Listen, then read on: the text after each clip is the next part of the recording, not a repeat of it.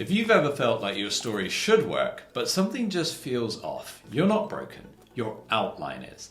Thousands of best-selling books and nearly every hit movie follow a surprisingly simple 15-beat structure. And once you understand it, you'll start seeing it everywhere.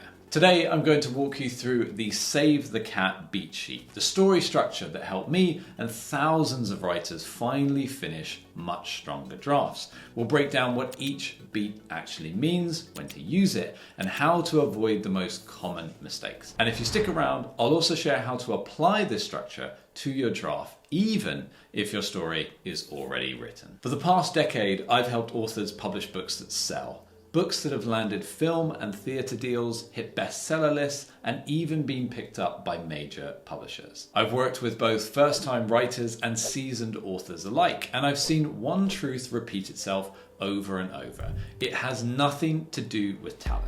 It's about structure. When a book isn't working, it's almost always a story structure issue, and that's exactly what this video will help you fix. Let me say this up front, because anytime I mention structure, authors worry that it's going to limit their creativity. And it's not. It's actually here to unlock it. Save the Cat started as a screenwriting book by Blake Snyder, but then Jessica Brody adapted it for novelists, and it became one of the most recommended writing guides out there. This beat sheet works across genres from thrillers, romance, fantasy, and memoir. You name it, it will help your story. And I've personally helped dozens of authors restructure drafts using this method. And the difference is honestly night and day.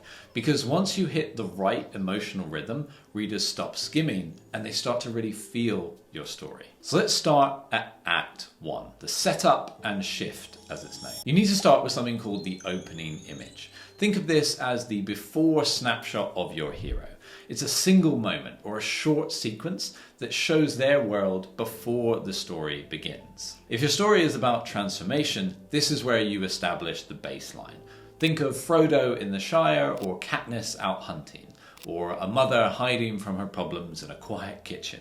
You need to ask yourself, what do you want the reader to feel at this moment? Do you want them to feel safe, lonely, trapped? Next, you need to state the theme. And this is one of the most misunderstood beats. Somewhere early in your story, a character, often not the protagonist, says something that hints at the deeper lesson of your book. If we take Legally Blonde, someone jokes that Elle isn't Harvard material, and in The Hunger Games, Effie says, "May the odds be ever in your favor." These aren't just throwaway lines, they foreshadow the transformation your character must go through. Now we move on to setup, and this is really the first 10% of your book. You need to introduce key players, the hero's flaw, their goal, and what's at stake. See how their world works and how it's about to change. Great setups are active. Your protagonist should want something, even if it's simple. Without that, readers feel like they're waiting for the story to begin. Now, step 4 is the catalyst. And this is the inciting incident, the big moment that disrupts the hero's status quo. It could be a death, a breakup, a mysterious letter, a job offer, a pregnancy, a betrayal.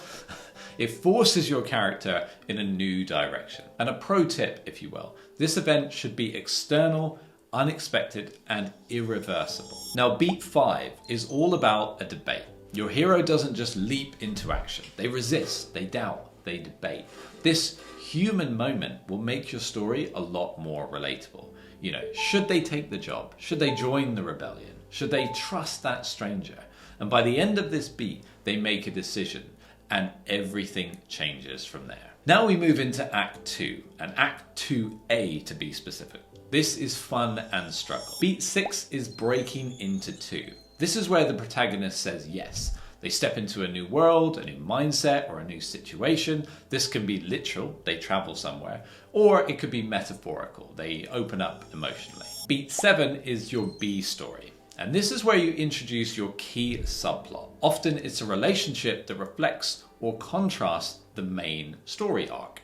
Think of it as a mirror. While the A story is about the external plot, the B story often explores the theme through character interaction, romantic interest. It could be a best friend, might be a mentor, or even potentially a rival. Beat number 8 is all about fun and games. And this is really the heart of your premise, the moments your readers came for.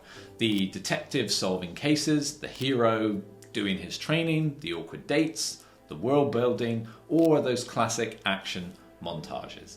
It should still include tension and stakes, but the tone is often lighter, more exploratory. And a pro tip here is these are often the trailer scenes, so really make them unforgettable. Now we move on to Act 2B, and this is really the turning point.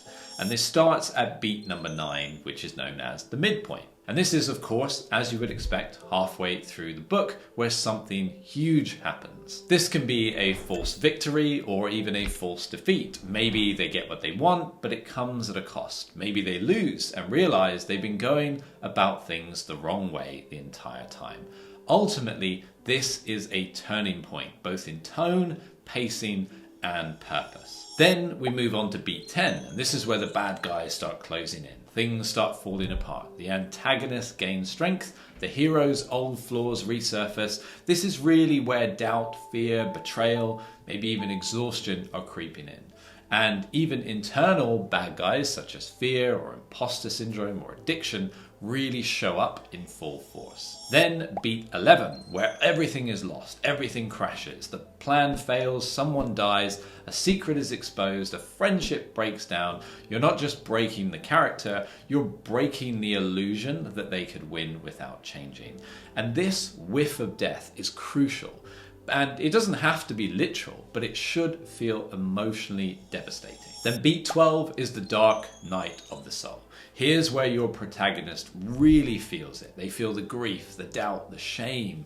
They start to question who they are, whether they can keep going. Was it even all worth it? But in the quiet of this low point comes clarity, a new truth, and a new way forward, which leads straight into Act 3, which is all about transformation and payoff.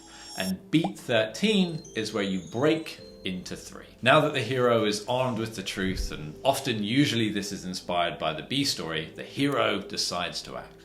And this decision reflects the theme. It's not just strategy, it's growth, which leads you to beat 14, which is your finale. And this, of course, is your climax.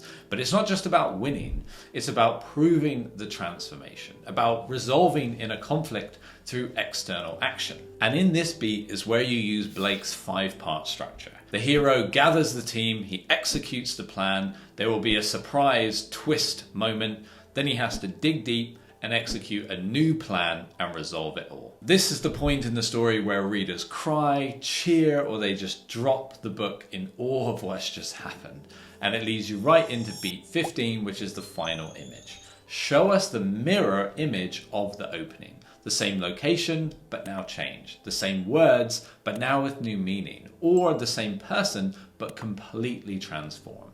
Stick this landing and readers will remember your book long after they finish it. If you're overwhelmed with trying to make your story fit this structure, or you've written a draft and it just isn't quite landing, well, we offer developmental editing to help fix story structure, pacing, character arcs, and more. The best part is you can get free feedback on your first few chapters. Links are below. We'll help you map your story to these 15 beats and figure out exactly where you're going off track. Now, here are a few bonus or advanced tips if you really want to take this a bit further.